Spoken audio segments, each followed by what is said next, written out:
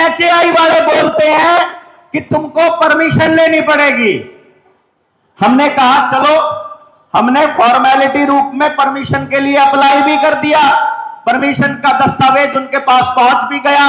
तो अब वो बोलते हैं एमएलए और एमपी से सिफारिश करनी पड़ेगी। है देखो कमाल की बात, जिस आदमी को चुनकर देश की जनता ने भेजा, जिस आदमी को चुनकर यहां के गांव के लोगों ने भेजा, जिस आदमी की तनख्वाह, जो ये एसपी डीएसपी, ये जो परमिशन देने वाले,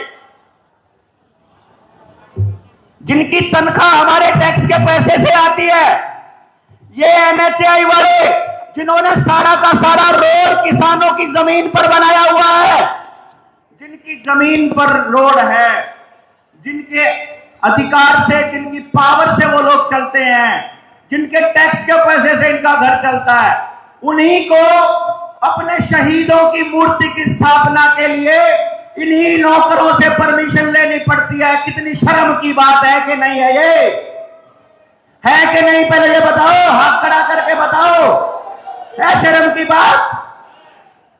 हमने कहा कि तुम परमिशन नहीं दोगे तो भी मूर्ति की स्थापना होगी, होगी कि नहीं होगी? ये मूर्ति की स्थापना के लिए गोली चलाएंगे, ये उस मूर्ति पर बुलडोजर चलाने की बात करेंगे, ये लाठी चलाने की बात करेंगे। भाग तो नहीं जाओगे लाठियों को देख करके? तो हम आपको बता रहे हैं सीआईडी वाले साथियों से कि भाई अपनी परमिशन लेकर के आ जाओ। हमने आपको टाइम दिया है, हम 3 बजे यहां से कूच करेंगे और 3 बजे चलकर मूर्ति की स्थापना करेंगे। अपना अपना सर पे कफन हमने पहले से बांध लिया है। ये जो रंग दे बसंती है, ये इसलिए नहीं बांधा है कि हम यहां दिखाने के लिए बंधे हैं। जिन्होंने बांधा है वो सबसे पहले अपनी शहादत देंगे, जो यहां सबसे पहले खड़े हैं। अगर कल को ये लोग ऐसा करते हैं, इन्होंने कोशिश की, जब शहीदों ने अपनी जान कुर्बान की, कुर्बानी से हमको राजनीतिक आजादी तो मिल गई, गरीब के और अमीर की वोट की ताकत तो बराबर हो गई, लेकिन आर्थिक और सामाजिक आजादी तो नहीं मिली। आज भी हम लोगों में से किसी किसी को सम्मान मिलता है और किसी को अपमान का दंड सेकना पड़ता है। यह कितने शर्म की बात है। शहीदों के सम्मान में कार्यक्रम होने बंद हो गए, शहीदों के सम्मान में केवल फॉर्मेलिटीज होनी बंद हो गई, उनको याद करना बंद कर दिया और यही भूल गए कि उनका सपना क्या था।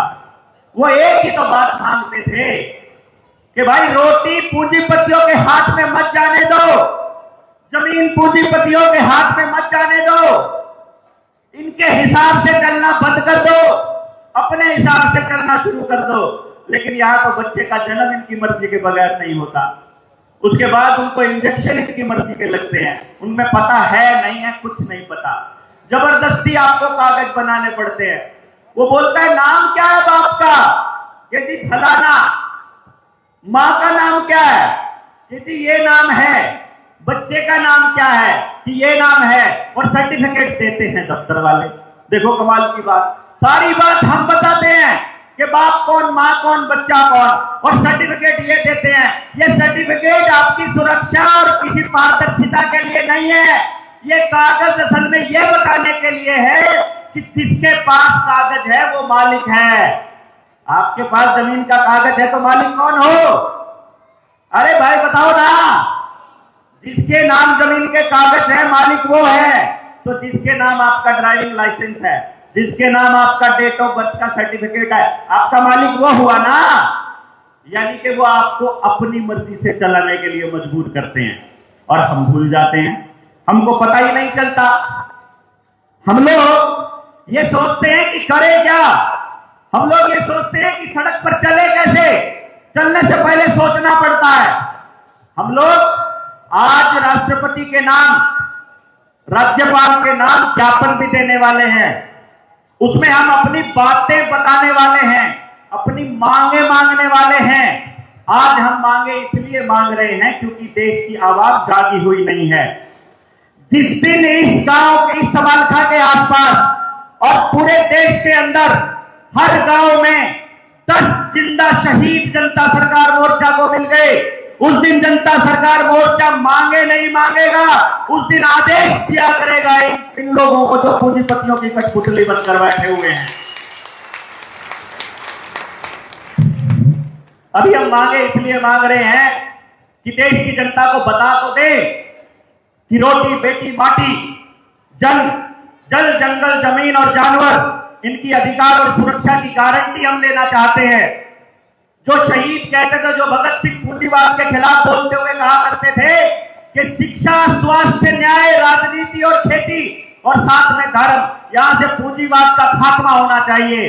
जिस दिन गांव का आदमी ये समझ गया कि उसको अपना जीवन बिना पैसे के, बिना पूंजीवाद के, बिना कंपनी के कैसे चलाना है, उस दिन इनका अस्तित्व और इनका साम्राज्य धराशायी हो जाएगा।